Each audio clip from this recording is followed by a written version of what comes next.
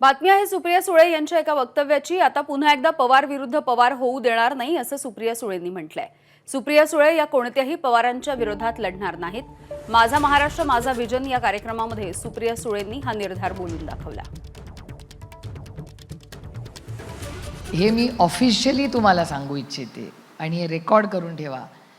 मी कधीही पवार विरुद्ध पवार मी होऊ देणार नाही आणि ह्यावेळेस ही मी होऊ देणार नव्हते।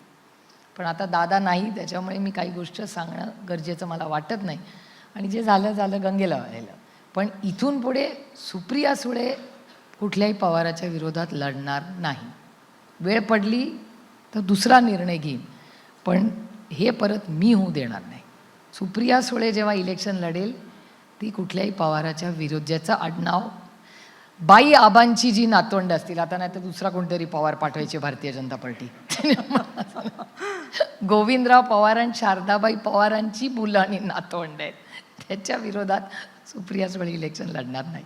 राष्ट्रवादीच्या विलिनीकरणाचा सध्याचा स्टेटस नेमका काय आहे? नो स्टेटस म्हणजे म्हणजे विलिनीकरणाचा विषय हा दादाच्या मनातली इच्छा होती। आता दादाच नाही राहिला तर विषय राहिला कुठे? म्हणजे याला फुल स्टॉप मिळाला या चर्चेला?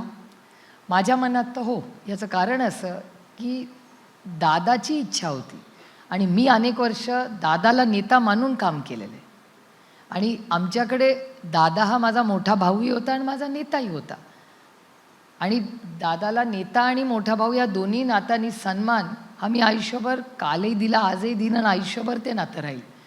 आणि त्यानंतर दादा गेल्यानंतर खूप गोष्टी बदललेल्या आहेत अर्थातच। त्याच्यामुळे मला असं वाटतं ते दादाशी बोलणं होतं, ते गोड नातं तिथे संपलं आता। त्याच्यामुळे प्रत्येक जणांनी काय करायचं, आपल्या संघटनेत काय करायचं, प्रत्येकाला एका सशक्त लोकशाहीमध्ये अधिकार आहे आणि ते प्रत्येकाने आपापलं काम करावं आणि चांगल्या पद्धतीने महाराष्ट्रात करावं, एवढीच अपेक्षा।